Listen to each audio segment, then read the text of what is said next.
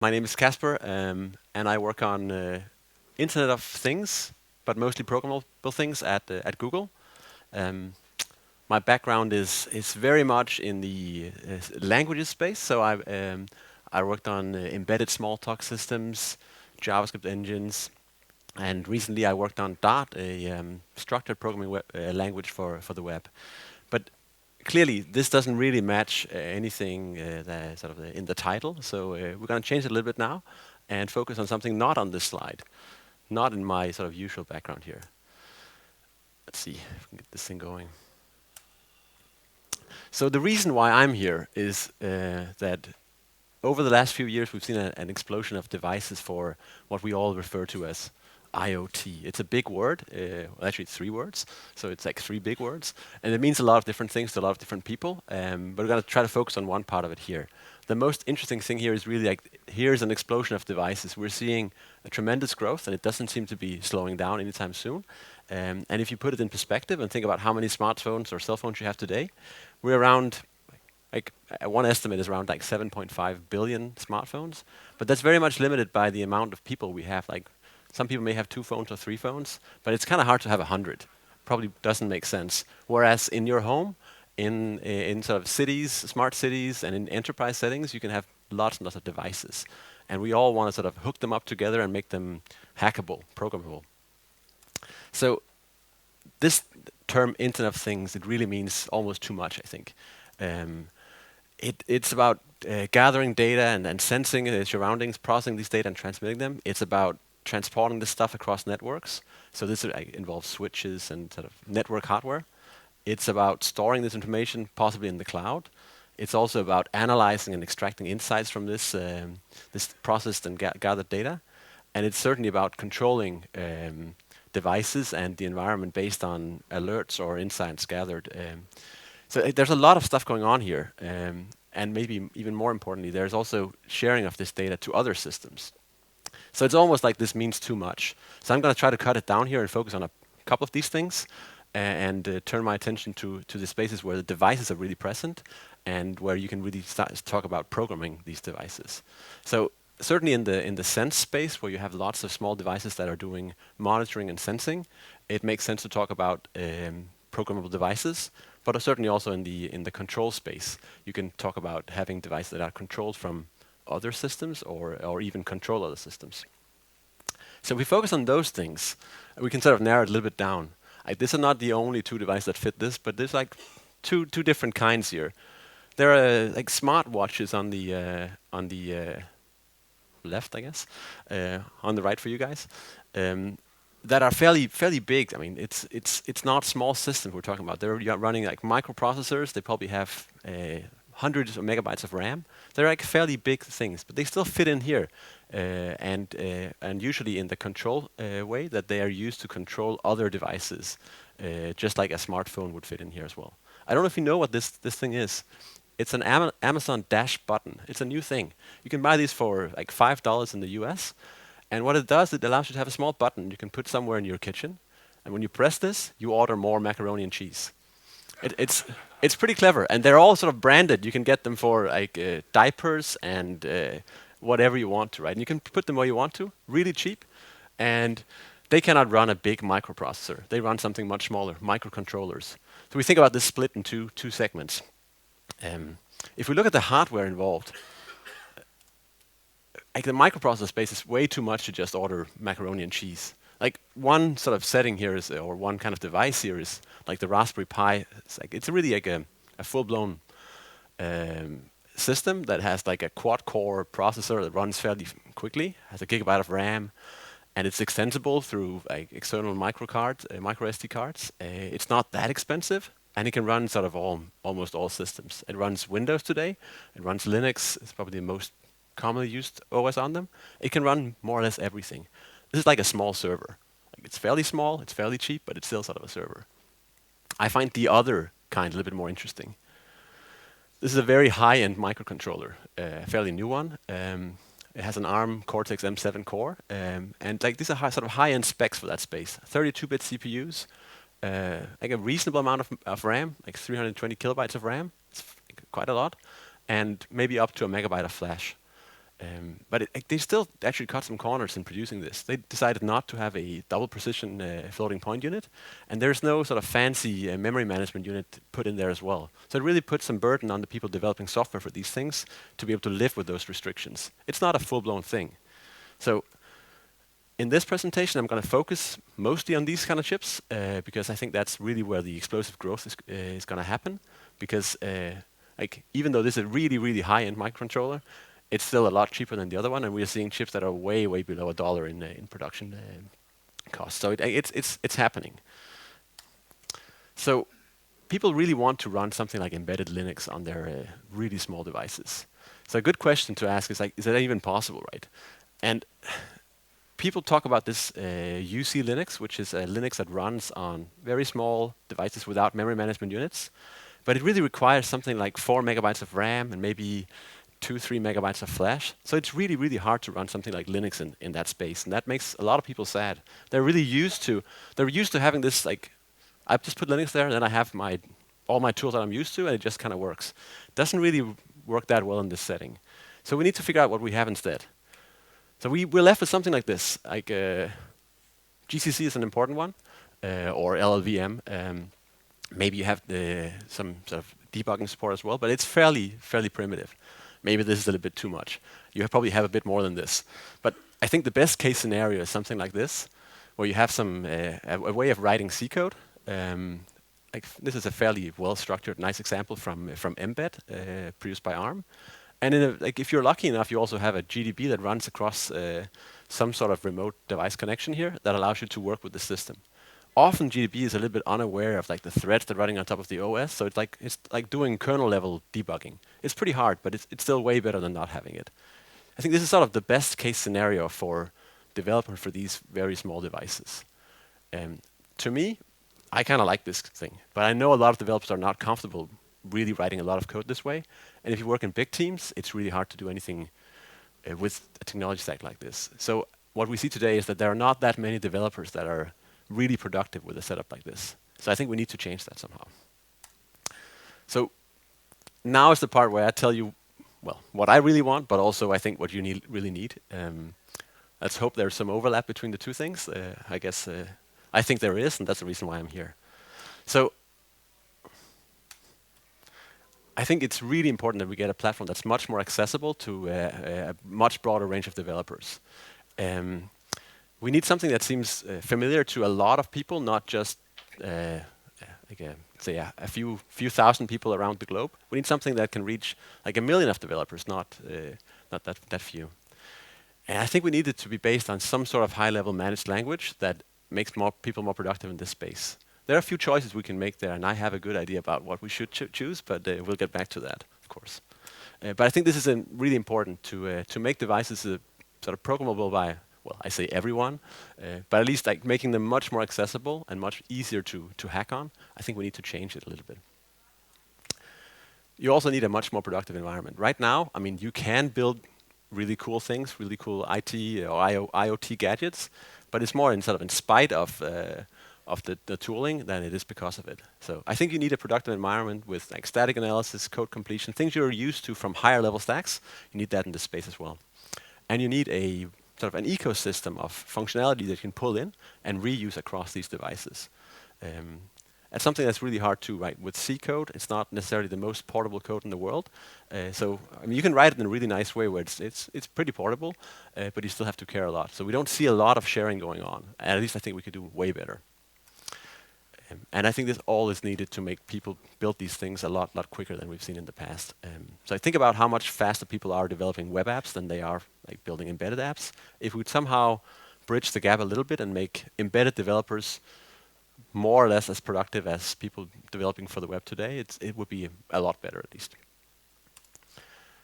Maybe the most important thing that I think we don't have today is an open sort of serviceable platform, a platform where you can upgrade software components in there, a platform where you can have independently developed code coexist in the same space with some guarantees, Um, and something that can really like propel the devices from being fairly static with a set of firmware with, I guess, known security bugs and everything, to something that's really extensible and configurable, something that you can, in your home, install a bit of software on that will enable some functionality to come to life.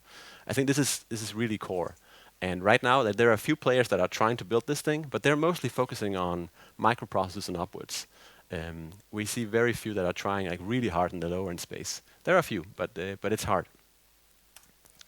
So I guess we have a few requests here. Like we'd like a lot of things. Like it has to be a managed language, and there has to be everything. It's like libraries and modular serviceability, changing code, and it has to run on really small microcontrollers. And it seems hard to get everything you want.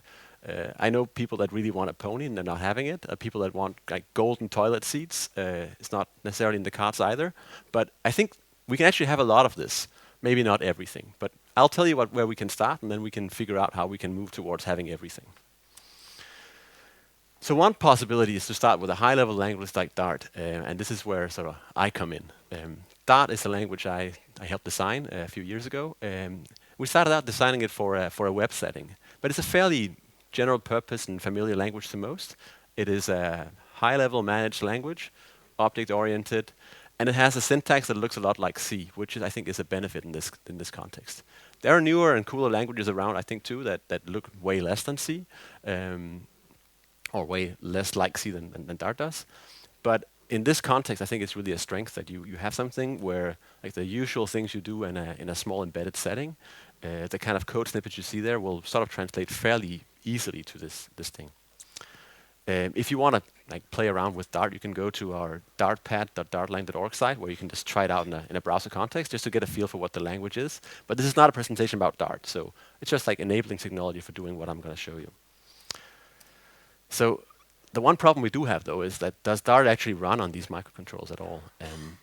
And up until now, it's been not really. We've been running on microprocessors and in different contexts, on smartphones and smartwatches and things like that. But on the sort of the lower end of what we usually think of as sort of device that you can program, we haven't been doing very well. So I'm here to tell you that's changed. So I'm gonna give you like a sneak peek of a project we've been running for a little while. We call it Fletch. Fletch is a small part of a Dart, so that's the reason why we chose that name. And Fletch is a system that is small and light, productive and serviceable, and fairly simple and accessible, that allows you to write high-level, in this case, Dart code for small microcontrollers. So to actually make a small runtime or small virtual machine for a managed language fit in a microcontroller setting, we have to think about what is usually put in these systems and what we can remove. So this is not necessarily the common definition of a virtual machine, but we see the trend right now where people think of a virtual machine as something that executes source code directly. So it just takes care of compiling the source code to whatever native code it needs to compile it to and to run it. It needs to have an execution engine that can run that code. It has to have a garbage collector and some way of defining classes and objects. And it has to have pretty good debugging support. That all sort of adds up and makes virtual machines today like fairly big. If you look at like V8 from JavaScript that I helped build, it's not a small system anymore. Like, it probably was the first 3 months, but like you get more demand for new features and new performance, and it piles up. So things we can certainly think of removing is the source code compiler. That will get us back to more common systems where the compiler and the runtime were more separated, like back in the day, and also what you have with GCC and LLVM. And we can think about whether or not the debugging support can be made simpler, smaller, and have like a really good protocols that allow to do like really fancy debugging and working with the system without these things. Execution engine, object model, and garbage collector, they're really hard to live without in a managed high-level language. So what we're trying to do is to build a system that has basically only those parts running on the microcontroller. So the way we've split it up is that we have a compiler, usually running on a developer machine. It doesn't really have to run anywhere particular. It can run anywhere you want to. That talks to a runtime, potentially on another system. And the interface between these two things is kind of interesting. So the runtime needs to be very simple. So the interface also has to be simple. So what we've built is actually like a runtime that has a sort of a command-driven API that allows the system over here, the compiler, to ask it to do certain things for it. Underneath, it's It's a stack machine, so you can push new state onto the stack of this runtime thing, and you can manipulate, build new class structures, define new objects, define new methods through this API. And to let the compiler keep track of which classes end up where in the system and give them sort of symbolic names, we allow the compiler to associate arbitrary IDs with sort of any entity that's running on the runtime over there. The runtime doesn't really care about this mapping, so I put it sort of off the side here. But the compiler may need to know later on when it gets, say, an object back that it's an instance of a certain class. So the system needs to be able to communicate that this instance is of class 7409, and then the compiler will know what that means. So it's basically like taking the symbolic debugging information and putting that off the side. It's not unheard of in other systems as well, so it's not super novel, but we don't see people building these systems anymore the way they used to. So we've taken a step back, you could say, and separate runtime, debugging info, and the compiler. So the kind of things we do all this over a wire protocol, so we can run this remotely. We don't really care too much what it is. Right now, it's mostly based on TCP/IP, but you can go way lower and do something over UARTs and whatnot. But the things you can do with this kind of wire protocol is you can set up the program structure, you can define new methods and new classes, but you can also change the program structure. You can change the method table of a class and say, from this point forward, I really want this class to also have a method called bar instead of just having a method called foo. That means you can change the behavior of the code running on your microcontroller while you're developing on it, which is something known from other more like bigger systems, this like live or interactive way of working with the system, but it's something we rarely see in this space. You can also change schemas. This is a sort of a terminology used for describing the thing that happens when you change the layout of a class by adding new fields, for instance. The difficult part here is that if you have, say, 100 objects of a certain class in your system, and you then go ahead and add another field or remove a field from that class, you need to do something to all these objects as well. The system supports this. It just runs through the objects and manipulates them, upgrades them in place to make them sort of have the new kind of format definition that the class implies. We also have a fairly simple protocol for debugging the running program. You can start it up, you can set breakpoints, you can restart the activation, but it all happens over this wire protocol. And there's a lot of things this debugger cannot do. It doesn't know about source code. It doesn't know about locations in your text files. It doesn't know about any those things. It all has to be mapped out from the outside. I'm going to give you a small demo of how this actually works out in practice in a little while.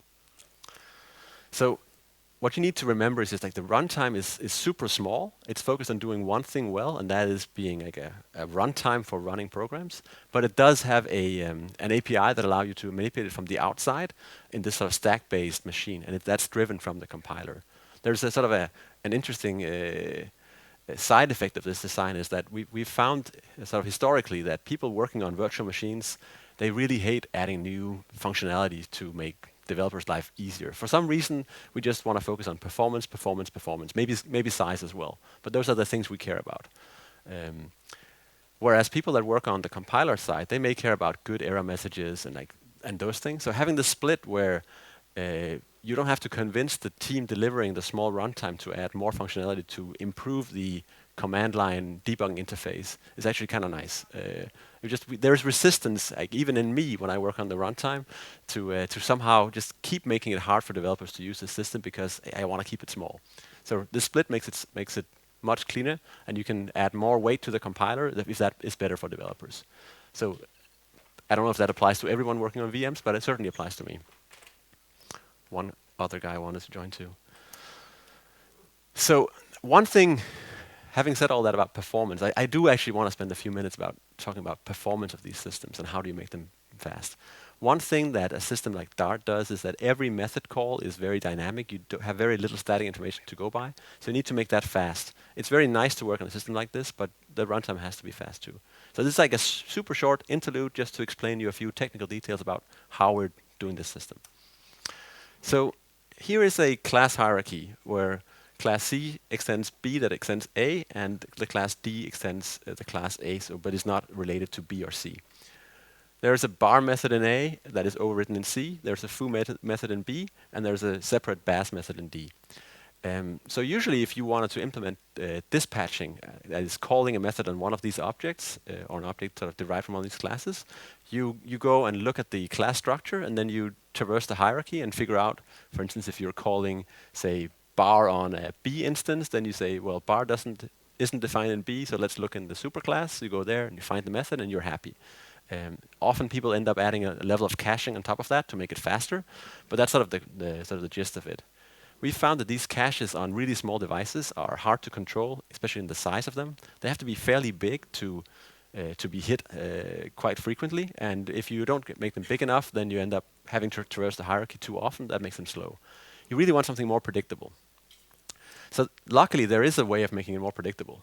So you can make a big table here with all the classes out here, A, B, C, and D, and the method names down here, foo, bar, and bass. And then you can say, like, the foo method is not implemented on A, but it's implemented on B.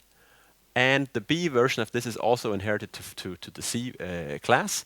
So if you want to call foo on A, B, or C, or D, you just look up with the class, and you find the right thing right away. The same for bar, which is inherited to all of them. There's a separate version for C, but other than that, we have A, bar, in all of them. And bass is only on D. Does that make sense? We can build a table like this. The problem is that gets really big really quickly. Like if you have n classes and m method names, you get a table of size n times m. It certainly doesn't fit on small microcontrollers. It actually doesn't fit anywhere. So we have to do something about that. Research to the rescue. Like a long time ago, people really worried about these things. So we're returning to that, and we're looking at what's been tried out in this space before. And one thing that's really promising is what's called selector-based row displacement. It sounds very fancy, and it sort of is kind of clever. The core notion is that there are holes in here. Maybe some of the other rows, like this row, could fit in some of these holes. Maybe we can overlay them somehow and adjust them and make them all sort of fit in one row instead of in 3 rows in this case. So how would that look? Well, one way of doing it would be to say, we take the bar thing, that's a very long row, you could say, and put it first. Then we add the foo methods here, and then we add bass down there. I'll explain why there is a hole here in a little while, but it's important to notice that there can be holes in a representation like this. So the way we actually go about constructing this one big table is that we want to associate an offset with all these method names, so that the offset plus the class number, you could say, gives you the right index into this table. So for bar, I've chosen offset 0. So A's index is 0 plus offset 0 ends up here, and you hit A bar, you hit A bar, C bar, and A bar. That sort of works like before, you could say. So for foo, it's a little bit more complex. We want this B foo implemented on the first class with index 1 to be hit and hit entry 4 here. So we need the offset to be 3, so that the B is 1 plus these 3 hits this 1. And then it works out well for the C case as well. So we end up here with the 5, 3 plus 2. So if we were to just add the bass case right here, we would end up having a small issue, and that is that the bass thing would actually end up having offset 3 as well, like 6 plus these 3 here, or 6 minus the 3 here, gives us an offset of 3. But it's really convenient that they have unique offsets. So we just push it further out, get a hole, and give it offset 4 instead. The reason why we need these offsets to be unique is that when you look up here, you take the method name, in this case, let's say bass. You take the class ID you have right now when you call something. It could be 1 or 2 or 3 or even 0. And you add them together and you look up in the table. You want to make sure you're not hitting an entry from one of the other rows. So what we store in these entries is not just a method to call. It's also something to verify we're hitting the right thing. And that's the offset as well. So we're storing offset 3 in here, and for offset 4 in here. So if we do hit something here based on a selector of bass, we will know that it's not applicable. Otherwise, whoops, we might end up in trouble. So this means that if you do it this way, you get guaranteed constant time dynamic dispatching. You look up in the table and you say, is this entry correct for me? If it is, you call it. If it isn't, then you say to the system, this object doesn't implement this method. So it's very, very simple at runtime. We can compute this table before we even start the application and just ship it as part of the application. so it doesn't have any runtime cost to build it. And it only takes up like 10 to 70% more space than vtables known from other class-based systems. And it's kind of cool. Like the reason why we cannot use vtables is because we don't have static type annotations everywhere. So it really doesn't work out. But we can get the benefits of vtables in this different way. That was the very short interlude on how we speed things up. Let's return to something that's a little bit more tangible. The programming model. So if we have this nice high-level language and we want people to develop for small devices based on it, what do we offer them? Like, what do they actually have to write? So what we built is something that fits on top of a small embedded real-time OS. So that's the Fletch runtime. On top of that, we have support for running multiple independent programs. And these programs really don't have to they don't need to know about each other. They can be upgraded independently, and you can sort of install them in the system and replace them as you go. These programs can actually be running in multiple instances at the same time. So there are processes running on top of this, and it's very much like a Unix system, you could say, just built by us in a much smaller space. Some programs may actually not be running right now. Others might be executing with 2 processes, and others might be running even more. I'll tell you why it actually makes sense to consider having a setup where you have, in this case, 7 processes running on top. It's because we made the process very lightweight. So a process in this space has a small memory footprint. Right now it's around 4K. That needs to go further down to be really applicable to the smallest devices. But it does mean that you can get a completely separate instance of a program running in around 4K. We share all the bytecodes and all the things that make the system work. All the class structures, everything is shared. So you only pay for the data per process. It's not a new thing in an OS setting. This is how most operating systems work. But it's kind of new in a very small OS space where people don't have the luxury of MMUs where they can share and have read or write only, read only segments that are then shared. That's harder to get by in those cases. One other thing that's kind of neat here is that we can actually allow these system processes to be blocked and just waiting for something to happen without it taking up system resources. On these small devices, often you only have a number of threads that are available to you, maybe only one, maybe a fixed number, and you really don't want that to hold up a native OS level thread to block a process. So we made it so that if a process blocks, we return that native thread to the system. We can do something interesting and something else in that space. If you do have more cores, which may not actually apply to microcontrollers at this point, they actually do run in parallel, these things, which is kind of neat. So here's a piece of code that sort of shows you how you can use processes to deal with incoming connections as separate entities that interact very little. So if you create a server socket somewhere in a sort of Unixy way, you can then you can accept incoming connections by spawning a new process, and then you actually just have the code in here as a sort of an inlined closure that actually runs in a separate process that can then go ahead and send back something to the socket and close it off when it's done with that. In this case, it probably doesn't make a whole lot of sense to run that as a separate process. But if there was some compute in here, or things where having it sandboxed and off to the side, not being able to interact with the system, not being able to mess with the server, for instance, it's kind of neat to be able to do this separation, even in the smallest of devices.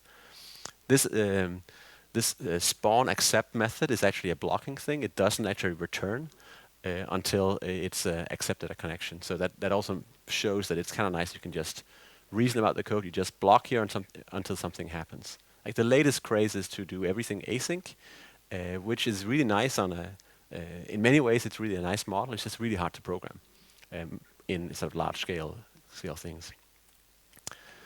So the messages are actually always blocking in this version of Dart here. We do have a way of communicating between the processes that you can set up. So you can spawn a process that has access to a port that is actually represents a capability to send to a certain channel. If you know Go and Go routines, like the way they use channels to communicate between them, it's very similar to what we have here. There are differences, but it's very similar. So here you have one process sending messages and one process consistently sort of blocked on receiving the next message and then just printing them in a loop. Not the most interesting thing to run on a small device, but it just shows you that you can communicate between these things and then build up sort of a set of communicating processes that fulfill or deliver some result for you. Does the code make sense? This is Dart code. The only scary thing here is probably the closure, but I think that's getting sort of that's being put in most languages these days. So hopefully, you probably have to get used to these kind of things in the future anyway. Let's see. Maybe this was a little bit too easy, right? In this case, what you saw here was that the only things sent between these processes were integers. That's fairly easy to do. And we found that it's also too limiting. Being able to only send, say, primitive values like strings and integers is not really enough to build up something interesting. So like, we could have something like shared state concurrency. So you have multiple processes like using the same state and just operating on it. And the way to do that is just allow any object to be sent as a message to someone else without copying it. You just get a reference to the object. That means that at any given time, that there can be multiple processes that actually have a reference to the same object, and they can just operate on that same object in parallel. Sounds good? You probably have to have lots of sort of synchronization primitives in the language to make this work, like locks and all the like semaphores and latches and whatnot. It's a fairly common model. This is what we've seen sort of built in Java in many ways, and other systems too. I don't like it. I think it's too complicated.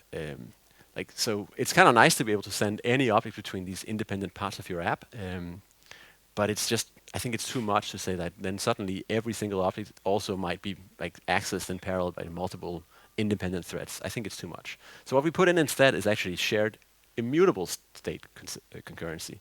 So you can do all of what I just said as long as you promise and actually show us that the only things you send across are deeply immutable objects. You can build up arbitrarily large graphs of these, acyclic graphs of these deeply immutable structures and pass them as messages between these things. So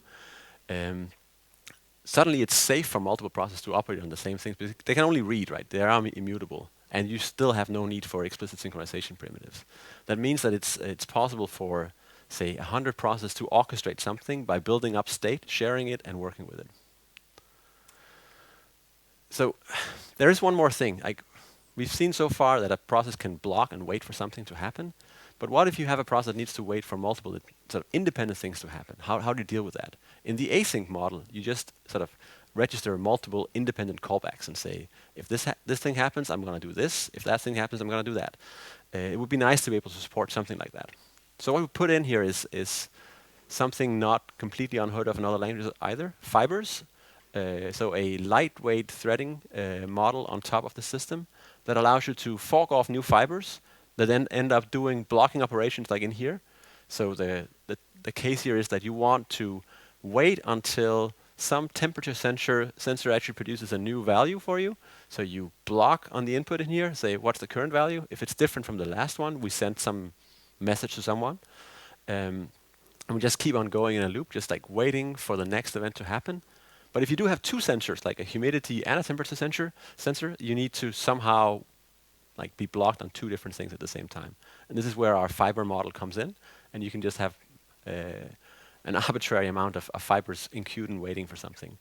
This is very close to what you have with an async programming model, except that it's very clear what's going to happen when the receive call up here unblocks when a value is produced. You can read it right here. And if you work in a debugger, it's much easier to reason about what the next thing is going to happen.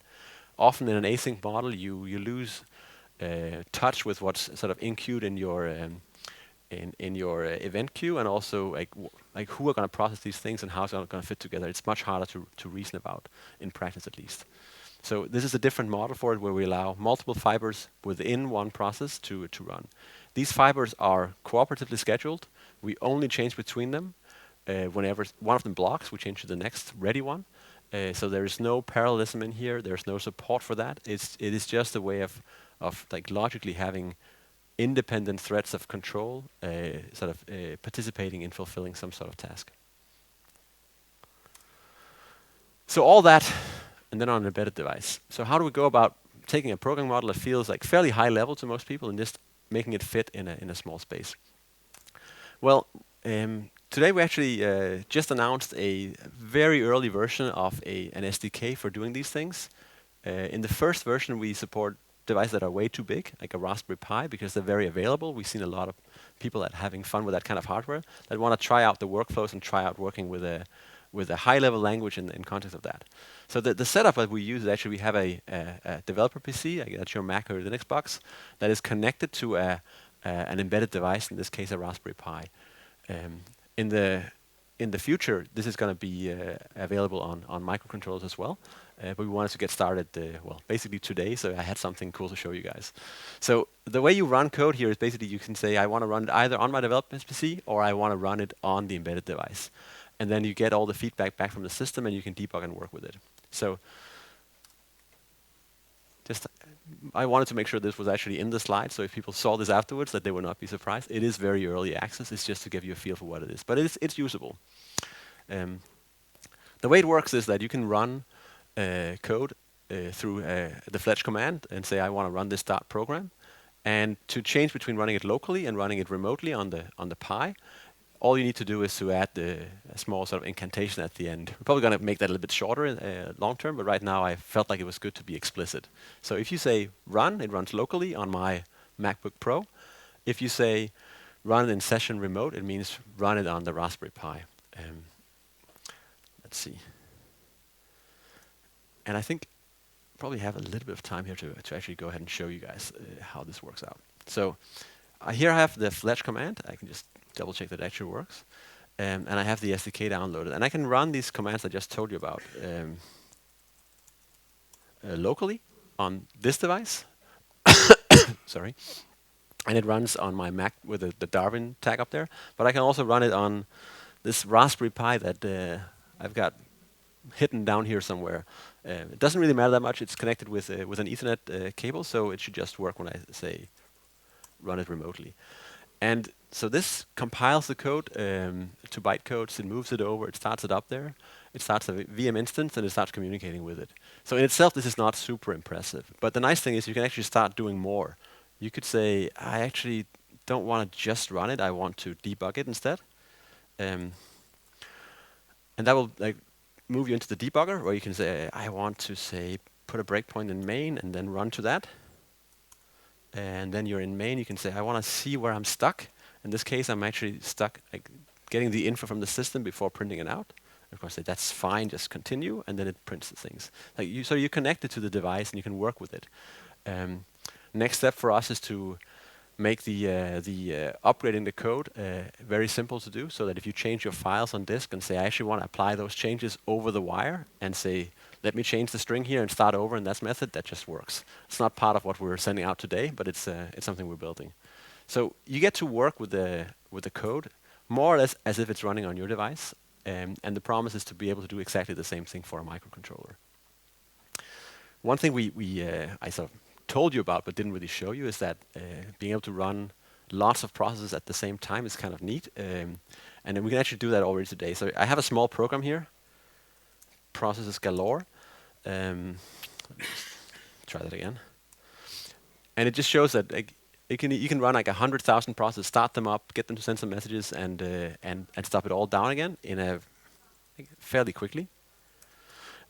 And this is going to show you we can create these 100,000 processes and send messages between them and stop them down in 750 milliseconds. We could try that on the Raspberry Pi. Clearly, if you run this on a very small microcontroller, the numbers would be very different. Probably would run out of memory. But still, it's kind of nice to see that even if you do spawn a lot of independent things, these have their own heap, they're garbage collected independently. They're very, very separate, so it works. Let me return to the presentation.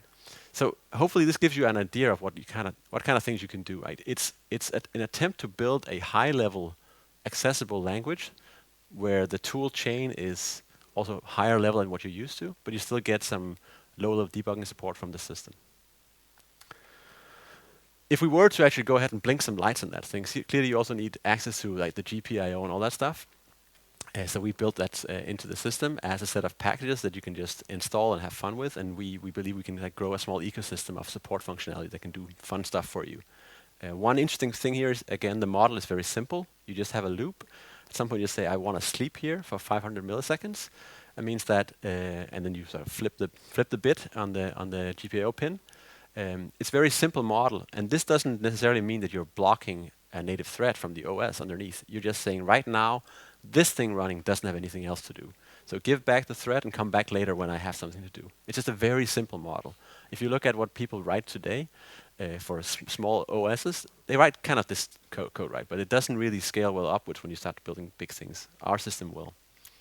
Hopefully this code is also like relatively readable and easy to get through. So like the short version of this is something like this. Like I think the world really needs more productive embedded developers.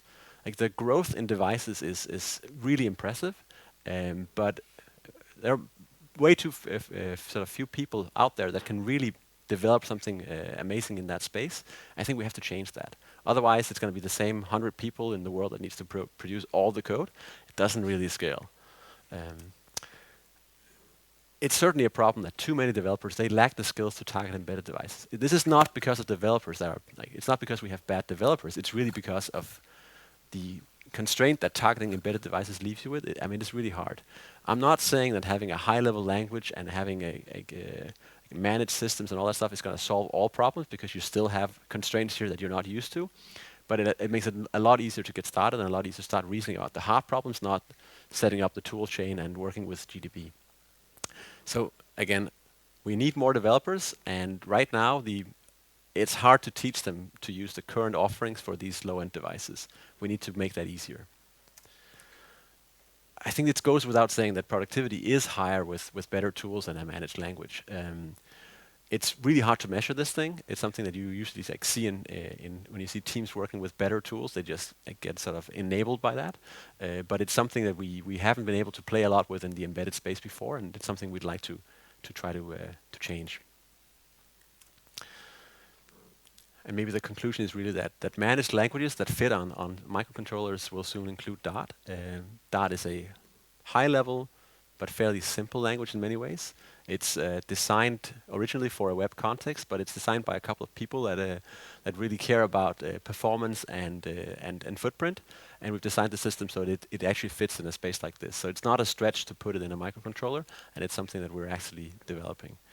And maybe your question from all this is like, what are you going to hack on next? I think all of you in here should, like, over the next few years, find something to work on in that space. I think it's going to be massive. Like, it's going to take off, and right now we're seeing people targeting mobile phones, which is great. It's a huge market, but if you want to hit a really big market in like 2 or 3 years, this is where to go. Like, this is really what you need to be doing.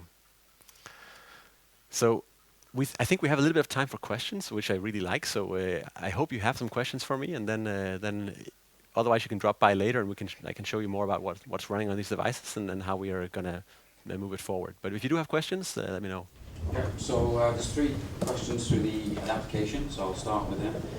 Will you support smaller devices like Arduino or ESP8266? If yes, when?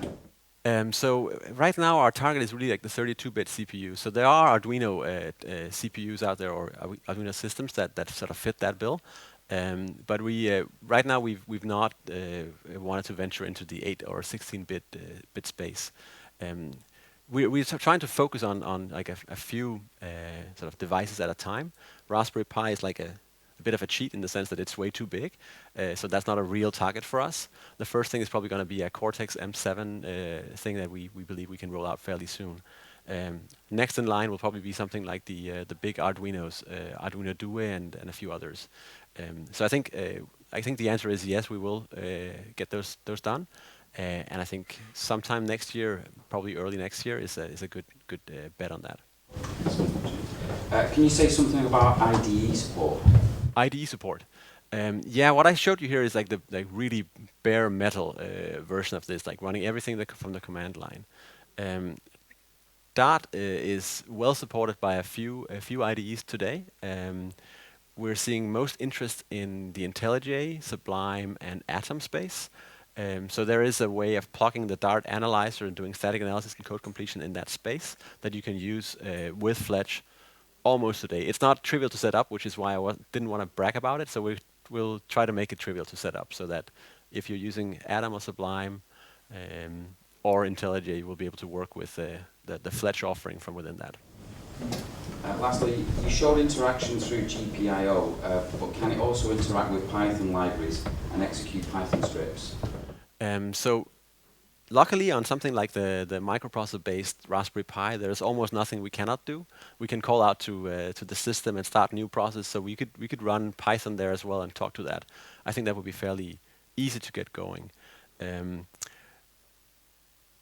when we hit the smaller targets, the most likely thing you will be able to throw in there with your Dart code is probably like low-level C libraries that you have from other settings, or things that is just like really hot hand-tuned code that you just want to make use of.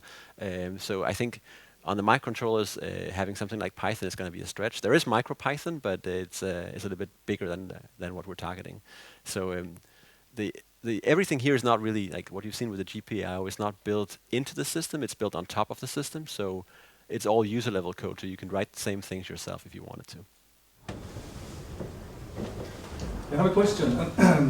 When you select a microcontroller for a certain application that you're going to make, usually what you care about is the I/O structure of the device, and that is what determines the footprint of what you're going to make. Mm-hmm. And if you look at, let's say, an example as a company like Atmo, they have 7 different architectures maybe, but there are approximately 600 different models. And what differentiates all these models are basically the I/O of the device. How will you handle that plethora of different configurations within that, in the system that you're describing? Will you let that be with the RTOS level underneath, or will you address that in some way? It's a very good question. Did everyone hear what the question was? It's a fairly lengthy question, so I'm not going to repeat all of it. But it is true that like, once you get out there and target real devices, there is a lot of variety and a lot of different devices you can target. And the question was really, are we going to sort of try to address that at the real-time OS level, or are we trying to sort of paper over the differences at a higher level? I don't think we've decided that yet. It's a very good question because it's really hard to come up with sort of abstractions that hide the details or the implementations of these things. And to a certain extent, I don't think we should be doing that. I think we need to have a way of exposing the low-level stuff as well. But at the same time, sometimes you just want to be able to write code that runs across these 600 different devices and make that work. So our solution to that is make sure that everything we do is user-level code in a sense, so that people can share these things and they can develop certain kind of veneers that they can add on top if they want to. It's sort of non-enforced abstractions that you can use if they make sense to you. I think that's the best bet we have right now. It's really hard to come up with any kind of abstraction that covers that much variety. Any other questions? If there are no other questions, I'd really just want to recommend all of you to get hold of some microcontrollers or at least microprocessors and play with them. It's a lot of fun. We have so many devices floating around the office, the Google office where I am, and people are having a lot of fun working on these things. And it's having them and working with them really changes your perception on them. I think it's a very good, interesting space to be in. Cool. Thank you.